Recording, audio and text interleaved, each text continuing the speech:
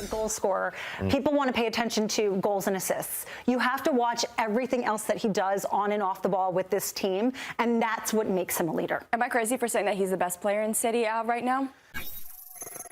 When you look at the standings, it's Napoli and Roma that sit between Milan and Juventus in the standings, and that's followed then by Inter Milan and Atalanta. So that's a look at the top 6 standings in the league. Let's take a look, though, as we head into this big AC Milan-Juventus match in the weekend. Corriere dello Sport. I got my 2 Italians here to help translate it for me, so you guys take it over. Bravissima with the pronunciation. Muchísimas gracias. I don't know how to say it. How would I say it? Grazie. Stop while you're ahead. Yeah, I'll stop here. Paura, eh? You can almost understand it. You guys are scared, huh? Yeah. It's saying that he returns 12 years after going up against Juventus as an opponent. He returns, but he returns at the top of the Serie A table. And he said, you guys are scared, huh? This is, remember, Allegri was kicked out of Juventus because he thought they couldn't get the best out of the team, which I think is true, but he's done absolutely phenomenal with this Milan side so far. Remember, he did make his bones at Milan when his first Scudetto win. This is kind of what launched him. But look at that smile. It's so sinister. I love it. But then I love how, what is it? You scared, huh? And then you see that smile, you go, ooh. I would be scared. Yeah, maybe I am would be scared of that maybe smile. a little. So heading into this matchup, it's also a big American showdown. Weston McKennie on one side, Christian Pulisic on the other. Let's talk about Weston McKennie, though, first, because he's coming off a really big performance in their Champions League match. It was a 2-2 draw versus Villarreal. His best performance so far of the season. He's now played in 4 of Juve's 5 last matches, Cupo. Yeah, absolutely. Weston McKennie, for me, is a hyper-utility player, and he's proven himself season over season that he can be the guy to get the job done, no matter what the ask is of him. I've been adamant saying that McKennie is needed in this Juventus squad, and people online will be like, oh, you only say that because you're American. Nope. For me, I don't care. I don't care if he's American, I want Juventus to have a good team. I want Juventus to be competitive. For me, if you watch Juventus, you watch how they play a 3-4-2-1 formation, the midfield is so imbalanced. There's nobody with McKennie's qualities in this Juventus team. There's nobody who wins the ball. There's nobody who's bringing the energy. There's nobody who breaks up play in the midfield. You watch the goals that Juventus are conceding, a lot from long distance, because they're not putting enough pressure on the ball. When they play with Locatelli or Koopmeiners, Locatelli or Thuram, there's still one missing piece. And for me, it is Weston McKennie. And as Cupo perfectly said, we've been through this before. It's like Groundhog Day. He starts on the bench, he starts with contract issues, he starts with not being in favor of the coach, and then slowly they eventually realize, oh, wait a second, we need him within the squad. Again, nothing to do with him being American. I think his qualities as a footballer are really needed in this Juventus team. Do you think that quality continues throughout the rest of the season, or do you see it maybe dying down? Yes, I think he's proven that he can be very consistent as long as he stays healthy, but he also ends up being this big match player. We saw it when he joined Juve. Big splash in Champions League. Remember? He doesn't sort of capitulate to the pressure of these big moments, especially as one of the first American signing for Juventus, which you have to remember that. I feel like he gets overshadowed a lot just because Pulisic came into the league, and yes, he's doing fantastically. But with that, he was one of the pioneers here. He's kind of had to wave the American flag and say, listen, this isn't what I'm here for, but I'm here to play great football. Let's do it. And he did. He talked the talk and walked the walk. Yeah, so Juventus getting a lot out of Weston McKennie. Now, the other side of this matchup, Milan getting a hell of a lot out of Christian Pulisic this season. So that leads us into our Guy Go Get More, because there is no other team right now that's getting more out of their player than Milan is getting out of Christian Pulisic. I thought it was pretty cool this weekend. We had Alessandro Del Piero, a Juventus legend, but legend in Serie A, on air with us, and he was talking about Christian. And he admitted the truth where he said, when we have an American coming in, we say, okay, come on. This is Del Piero saying it. And he says, but then you watch him play. The guy is phenomenal on the ball.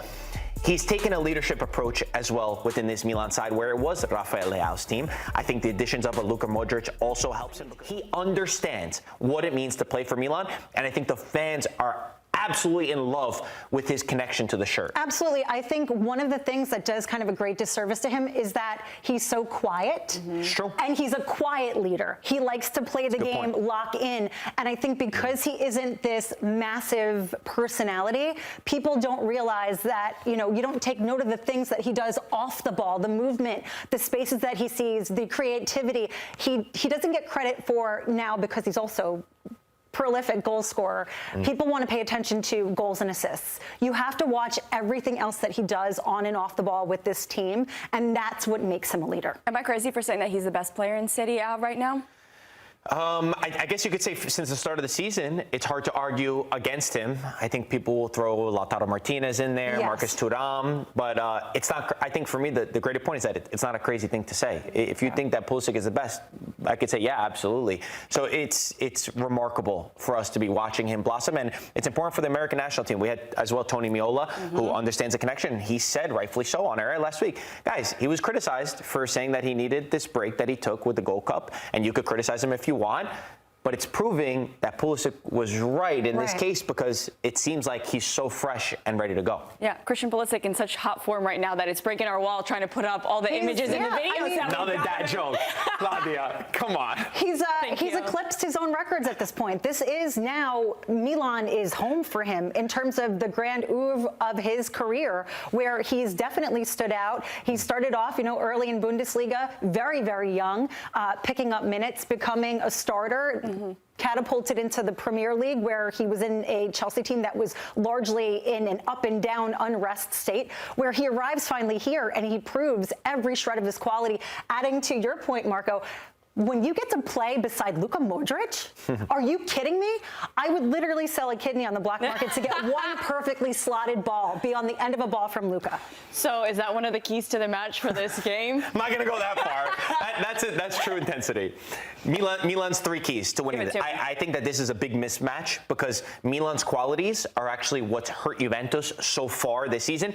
Stay solid defensively. This is Allegri 101. He's had the team in Europe with the fewest XG against conceded, and Milan had a problem defensively. So staying solid defensively is key for them. Dominating the midfield, they have a much better midfield than Juventus do, with Rabiot, who we didn't talk about, Fofana, who's been much better this season, with Luka Modric, with Ricci on the bench. They have a plethora of options, and be patient.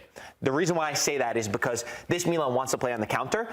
If you watch Juventus's games, they get caught out defensively so easily. Villarreal did it, 1v1. They're not good defenders. They're good defenders because they all pack the box. That doesn't mean you're a good defender. You defend in numbers. Bodies, yeah. When they break, how is Juventus going to stop Milan? So as long as Milan is patient and they wait and they play contained, which is also a quality Juventus doesn't have, which is breaking down low blocks. Those are the two inefficiencies of this Juventus side. It works perfectly to fall into the game plan of Milan. Now, this is Serie A. Nothing ever goes to plan. So maybe early red card, a penalty kick. That's my favorite thing about this Who knows what's going to happen? But on paper, it is a perfect matchup for Milan. Now, is there anyone on the Juventus side that you'd sell a kidney for here? I mean, maybe. I mean, you're Luka Modric, okay? You're 40 years old and you're still peak of your game. But let's talk about my keys to the match. And it's funny because I did not get a chance to look at your keys prior to this, and some of them match up quite a bit here. So, number one, target AC Milan's left side. So in the anticipation that you have Estupiñán's suspended, Tomori is questionable, that's going to be their weak side, absolutely. Martesaghi will be there, youngster. Yes. So go after, I'm sorry, but pick on the kid. Pick on the kid. Cut in there. You know that Concacaf is great at 1v1 breaking lines and just passing. So I feel like that's going to be, if you're going to get a chance to penetrate, it's going to be on that left side. Secondly, you need to push Pulisic out wide. You need to limit him from his dangerous areas. We know he likes to cut in.